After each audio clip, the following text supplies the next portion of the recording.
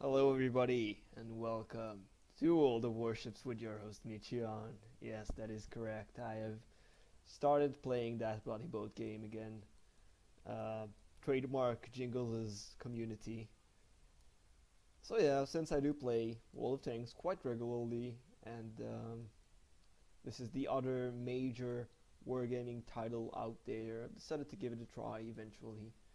And you know what? It's not half bad. I didn't. I'm not exactly a pro in it. I only played 700 battles, but I enjoy it. And I have come to you today to tell you what you can expect if you are a World of Tanks player and you've decided, oh, I should try World of Warships as well. Well, for starters, this is a very different game than World of Tanks. You should not try to treat this like a naval version of World of Tanks. Okay, that not. I started treating this game like a naval World of Tanks. It didn't work out for me. There's a very simple reason why it doesn't work out. Many tactics that you would consider basic in World of Tanks do not work in World of Warships. Um, well, any tactic really, except for angling, doesn't really work.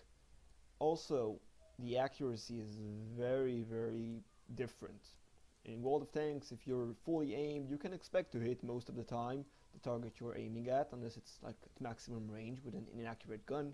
But in World of Warships, first of all, you don't have an aiming reticle. The way it works is you aim at a target, which I will demonstrate as soon as we enter this random battle, and hopefully I won't die very quickly. That's another thing. In World of Warships, the game is much lengthier. In World of Tanks, you have games that those rare games that just end in a 15-0 defeat to one side in 3 minutes. That really can't happen in World of Warships. 3 minutes is usually the time it takes to spot the first enemy ship, and then you have to hit it, which isn't as easy as it sounds. Now, this game is very class based. You have battleships, you have cruisers, you have aircraft carriers, and you have destroyers. I'm not gonna talk about aircraft carrier gameplay because it's not actually World of Warships. It's more if anyone's ever played like I think it's called an RTS game, things like StarCraft, Red Alert, Command and Conquer, stuff like that. It's very much like that, but like it's a top down view like this, where you control airplanes and you tell them where to go and what to attack, and you point out to where to go like this, and it's very it's not the same game. Not that it's in any way like artillery. You can see the planes coming, you can take evasive measures, you can do whatever the hell you want, you can sail in groups, which will maximize your anti-aircraft power. You do have anti-aircraft guns that function as a deterrent and as a killer to these aircraft. And obviously, if you have multiple ships, you have multiple ships that are shooting down the aircraft. So obviously, they're not going to get as far, and possibly not even get to you at all. But enough about aircraft carriers. Let's talk about the difference between cruisers, destroyers, and battleships. First things you need to do, um, well, every ship has a citadel, except for the destroyers. Destroyers are the only class of ships that don't have a citadel. What's a citadel?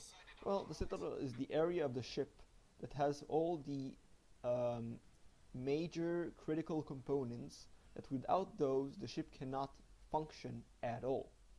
Obviously, if the ship gets hit, let's say here, this is the superstructure. This is not that critical of an area that if you have a hole in it, it's gonna ruin the ship. However, if it hits here or under the guns where there's the ammo rack, yes, you can get ammo racked in World of Warships as well. You do have a flag to counter it. The way in World of Warships, the way it goes is you have flags that you can choose to fly, and each flag gives you a bonus. Now, you can get ammo racked, but you should be able to fly the flags, and it shouldn't happen to you. The flags reduce the chances of you getting ammo rack by 100%. But enough about that, we're talking about the Citadel. Now the Citadel in every ship is the most heavily armored part of the ship, obviously because it needs the most protection. It's the most critical area. However, in battleships, obviously, the armor is the thickest. Cruisers are second, but cruisers, generally, some cruisers are different. Most cruisers don't have that much armor anyway, even around the Citadel, so it's rather easy to Citadel a cruiser. Now, what do I mean by citadeling a cruiser? Well, if you hit the Citadel and penetrate the armor surrounding the Citadel, you do the maximum value of damage of your shell. Your shell, as you can see listed on the right of the screen, my shell does 10,900 not average, 10,900 maximum damage. If I were to penetrate the Citadel of an enemy ship, that ship would take 10,900 damage. As you can see, even the cruiser here, this sign here is the marking of a cruiser, has 40,100 HP. So even 3 Citadels wouldn't be enough to kill it. However, it would reduce his HP quite a lot. As you can see by that Tirpitz over there, who is the same tier as the cruiser over here, as you can see, he has a lot more HP. However, battleships are much bigger than cruisers and have far more inaccurate guns. I am, by the way, if I didn't mention it yet, I am sailing a battleship. This is the battleship, the tier 6 German battleship, the Bayern. Very nice battleship. That right there is the premium tier 8 battleship, the Tirpitz, and he just took 2 torpedoes. I'll explain about those in a moment. Now, what you need to know in general, your Citadel can be penetrated from every angle. However, from the front of the ship, it's nearly impossible to penetrate it. From the rear as well. The easiest way to penetrate the Citadel of the ship is through the side. Now I am showing my side, but the Citadel on the Bayern is very low in the water. It's almost impossible to Citadel a Bayern with standard means. I can't take fire, however. Now, sailing broadside on will allow you, broadside on means I'm showing the entire side of my ship to the enemy. Sailing broadside on will allow you to point all your guns at the enemy. However, it would also allow them to put shots into your ship like this guy is doing here. And you need to aim, you need to keep lead. The lead I'm giving this guy is 7 seconds of lead time. That is a lot of time in gaming standards. You can do all the evasive maneuvers in the world to avoid getting hit with those kinds of times.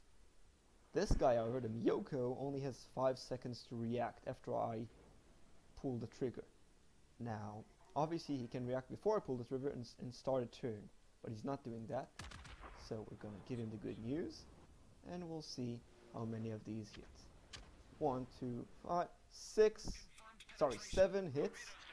6 of which were over penetrations. Now, over penetrations, the way battleship or ship armament works is that you need to prime the shell for it to explode inside the ship.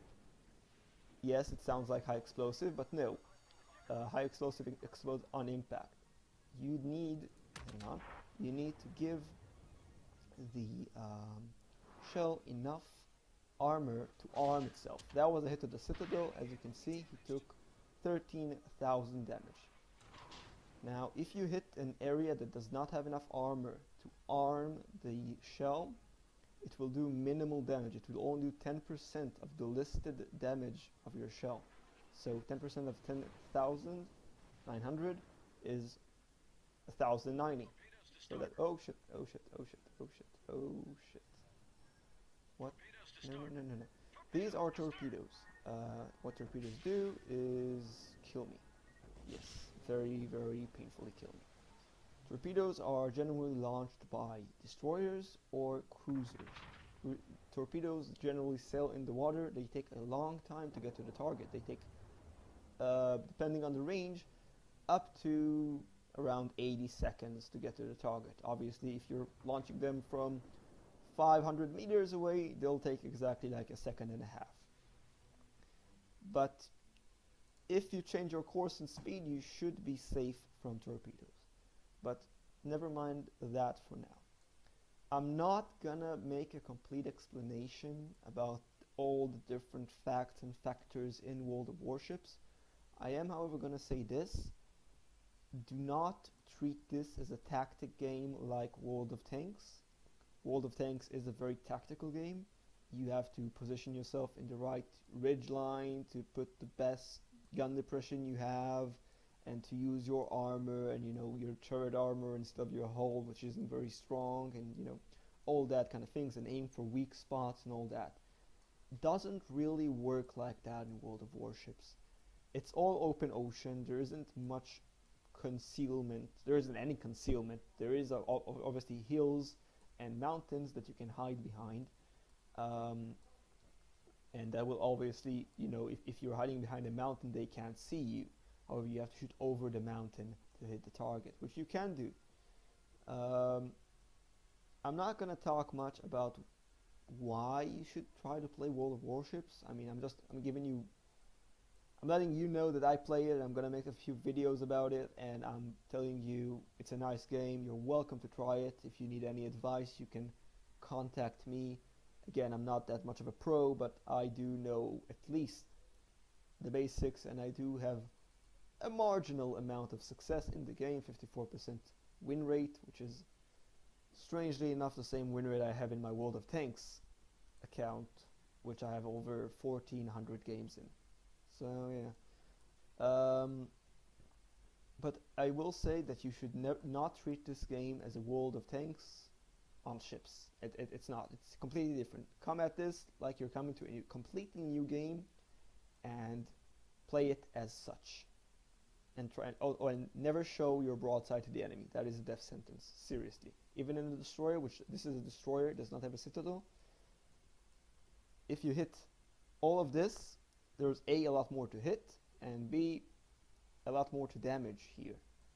So yeah. Anyway, that's it for me today. I hope you enjoyed. I hope you are happy with this video. If not, I'll be tuning into the comments so you can rage at me. And the ones of you who play World of Warships, I'm sure you can laugh at me for eating those 3 torpedoes right at the end of the match there. Well, the end of my match there. And I'll see you in the next video.